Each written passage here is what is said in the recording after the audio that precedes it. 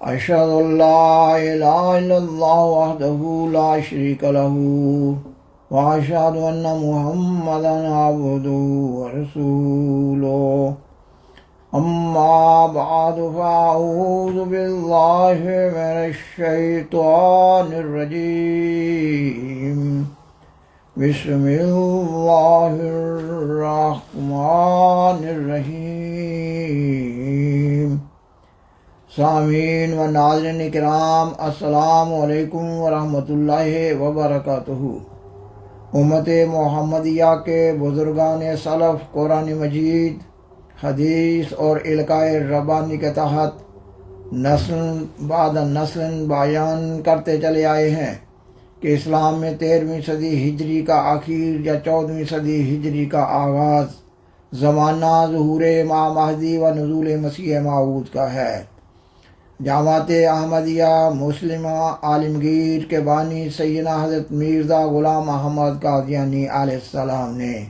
1890 عیسوی میں اعلام الہی کی بنیاد پر امام مہدی و مسیح موعود ہونے کا دعویٰ کیا۔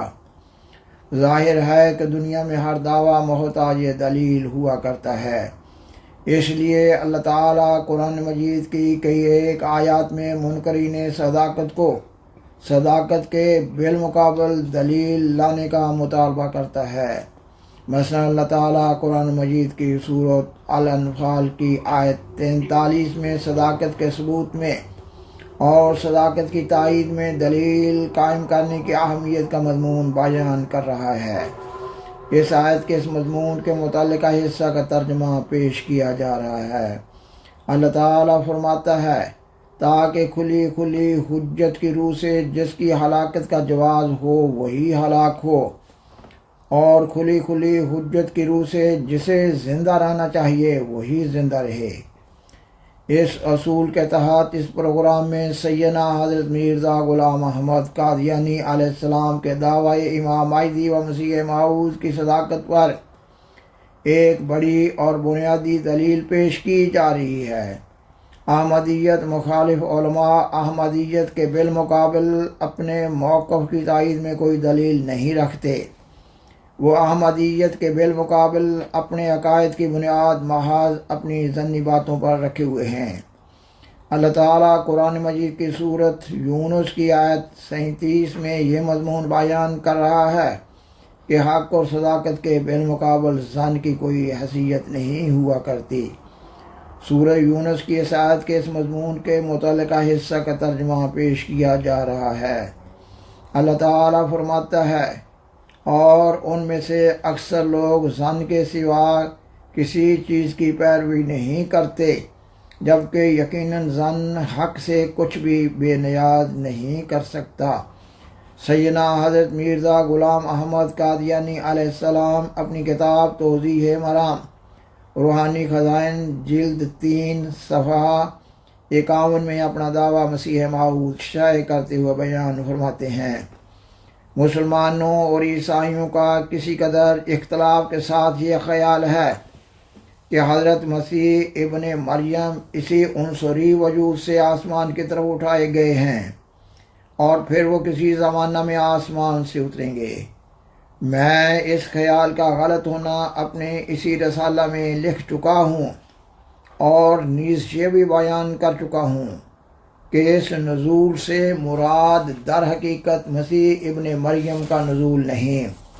بلکہ استعارہ کے طور پر ایک مسیح کے آنے کی خبر دی گئی ہے،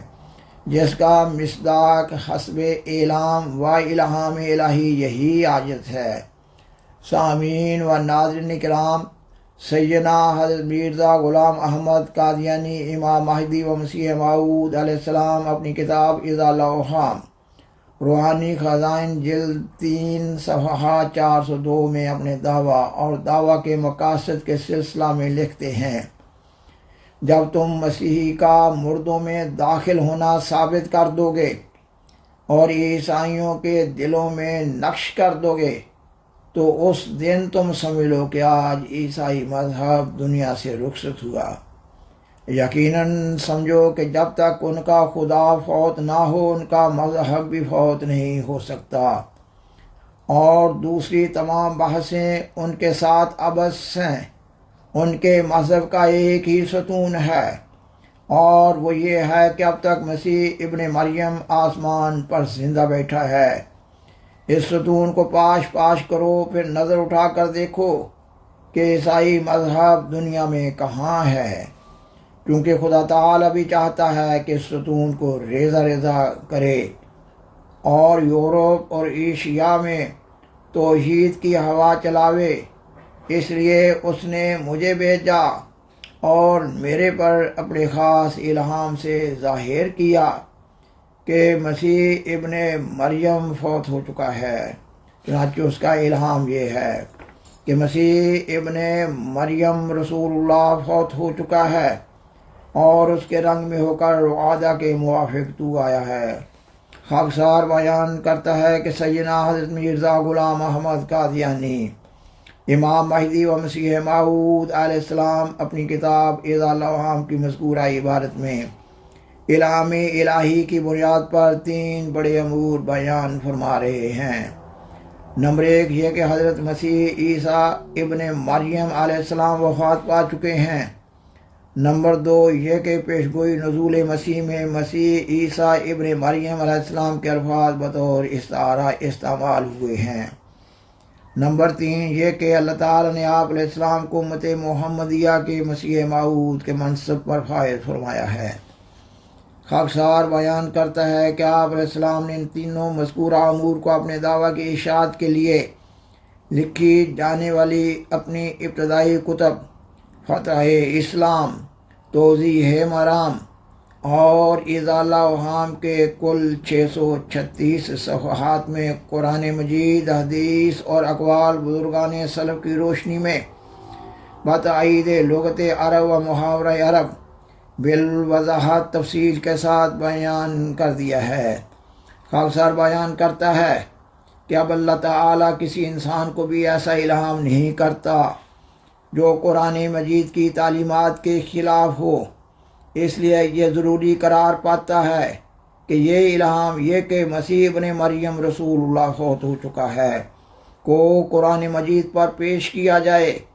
اگر قرآن مجید اس الہام کی تصدیق کر رہا ہے کہ واقعی حضرت مسیح عیسیٰ بن مریم علیہ السلام فوت ہو چکے ہیں، تو آپ علیہ السلام کا دعویٰ اس طرح سچا ثابت ہو جاتا ہے جس طرح 2 اور جمع 2 کا حاصل جمع 4 ہوا کرتا ہے۔ سامعین و ناظرین کرام، قرآن مجید کی تعلیمات کی روشنی میں اس الہام کا تجزیہ کرنے سے یہ امر بپایہ ثبوت پہنچتا ہے کہ حضرت مسیح عیسیٰ بن مریم علیہ السلام وفات پا چکے ہیں۔ اور اگر حضرت مسیح عیسیٰ بن مریم علیہ السلام وفات پا چکے ہیں اور حقیقت یہ ہے کہ واقعی حضرت مسیح عیسیٰ بن مریم علیہ السلام وفات پا چکے ہیں، تو پھر اس الہام میں بیان فرمودہ باقی 2 امور بھی بپایہ ثبوت پہنچ جاتے ہیں، یہ کہ پیشگوئی میں مسیح عیسیٰ بن مریم علیہ السلام کے الفاظ بطور استعارہ استعمال ہوئے ہیں، اور یہ کہ اللہ تعالیٰ نے آپ علیہ السلام کو امت محمدیہ کے مسیح موعود کے منصب پر فائز فرمایا ہے۔ آپ علیہ السلام اپنی کتاب اعضاء الاوہام اور روحانی خزائن جلد 3 صفحہ 403 پر لکھتے ہیں، میں نے اس کتاب میں نہایت زبردست ثبوتوں سے مسیحی کا فوت ہو جانا اور اموات میں داخل ہونا ثابت کر دیا ہے، اور میں نے بداحت کی حد تک اس بات کو پہنچا دیا ہے کہ مسیح زندہ ہو کر جسم عنصری کے ساتھ ہرگز آسمان کی طرف اٹھایا نہیں گیا، بلکہ اور نبیوں کی موت کی طرح اس پر بھی موت آئی اور دائمی طور پر وہ اس جہان سے رخصت ہوا۔ اگر کوئی مسیح کا ہی پرستار ہے تو سمجھ لے کہ وہ مر گیا اور مرنے والوں کی جماعت میں ہمیشہ کے لیے داخل ہو گیا۔ سو تم تائید حق کے لیے اس کتاب سے فائدہ اٹھاؤ اور سرگرمی کے ساتھ پادریوں کے مقابل پر کھڑے ہو جاؤ۔ چاہیے کہ یہی ایک مسئلہ ہمیشہ تمہارے زیر توجہ اور پورا بھروسہ کرنے کے لائق ہو، جو در حقیقت مسیح ابن مریم فوت شدہ گروہ میں داخل ہے۔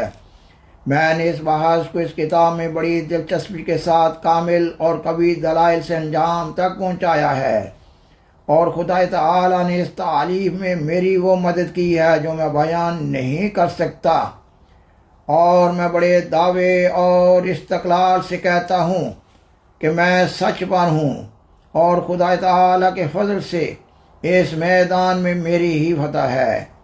اور جہاں تک میں دوربین نظر سے کام لیتا ہوں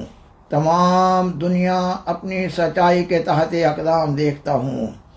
اور قریب ہے کہ میں ایک عظیم الشان فتح پاؤں، کیونکہ میری زبان کی تائید میں ایک اور زبان بول رہی ہے،